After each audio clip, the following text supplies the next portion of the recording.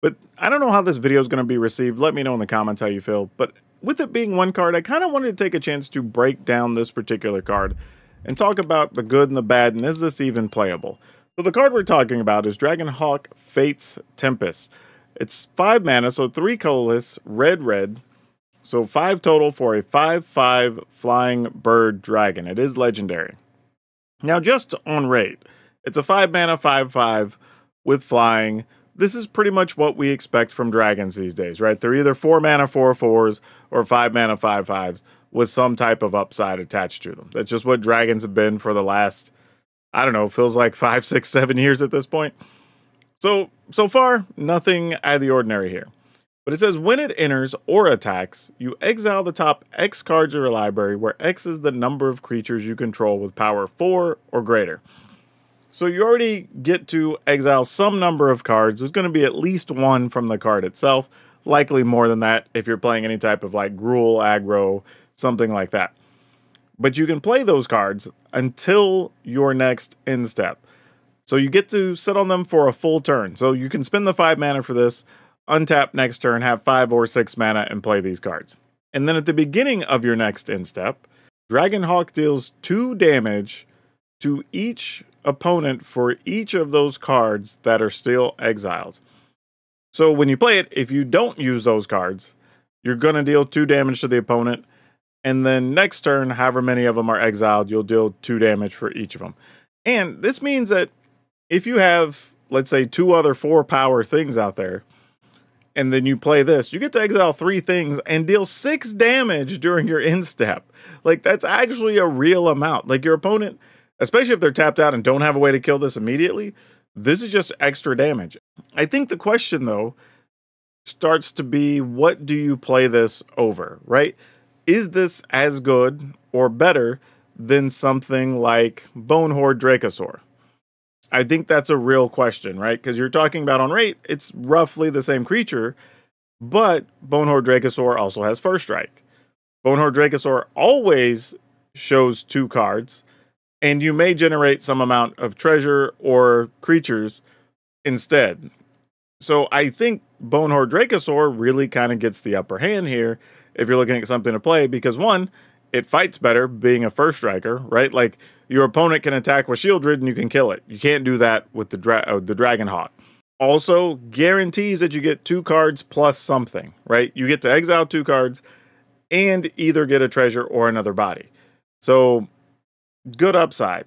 Now, the trade-off, though, is you potentially get more cards with the Dragonhawk, maybe, but you also get to deal damage for anything that the Dragonhawk has exiled. So that could be a big player as well. Not sure which of these you want to lean on more, but right now, just on paper, I'm leaning more towards sticking with the Dracosaur more than I am Dragonhawk. But I don't hate this card at all. The other thing too is you only get its trigger 1 time unless you're willing to attack with it. Now that being said, it's a 5/5 flying attacker, so there's not going to be much that's going to stop it except for, I don't know, maybe a Warden that's got a bunch of counters on it. But generally speaking, you can attack with this for no real problem, right? It's mostly upside, and you get access to more cards that you could either play, or if you don't play them, they're just going to deal damage to your opponent, right? So there's a lot going on with this card to kind of give it a run for the money when you're talking about the other 5 mana dragons. I wouldn't immediately say this is better or worse. I'm just saying it's different. Because one of the things we do have to figure in here is the fact that it is also a bird. Now, so far, everything we've seen from Bloomburrow says that birds are predominantly blue and white. I think there's 1 or 2 that are black because they're like bird bats or something. But generally, it's going to be blue or white, or a hint of black. So you may not be playing this in bird decks. But again, if we have the lands and we want to try to go for it, it's a possibility. So I don't really know where this sits yet. Are we playing something like, I don't know, I'm trying to think of what deck, like the Gruul decks that are trying to go big with Smuggler Surprise. Like, would you consider playing something like this over maybe the Rhino, right? The Brawler. That's a real question as well. I think this could fit into those decks. It gets you access to some of those other cards that you want. Maybe it helps you find the Smuggler's Surprise. It does do extra damage. So this isn't a bad thing. Now, the other downside is it's legendary, so if you're playing the versions that play Calamity, you can't actually saddle Calamity with this because it's legendary, but you don't really care because you're getting access to extra cards.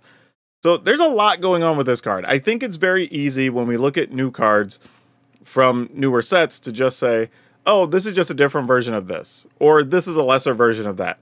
But in reality, they play very differently. I've already seen, again, some people comparing this to Bonehoard Dracosaur, and while they both do get access to extra cards, they're both providing very different things. Whereas the Dragonhawk is providing outright damage and potentially more cards that you get access to for another turn, Dracosaur is giving you a creature token or a treasure in addition to those 2 cards, but you only get them until end of turn and no damage attached, right? So depending on what your deck wants or what your deck's trying to do, each one might be beneficial or not. Personally, I'm still leaning toward Dracosaur in more builds, but I will have to experiment with Dragonhawk before I decide whether I want to play it or not. But I thought it was worth talking about and at least deep diving to really analyze like how we can look at cards.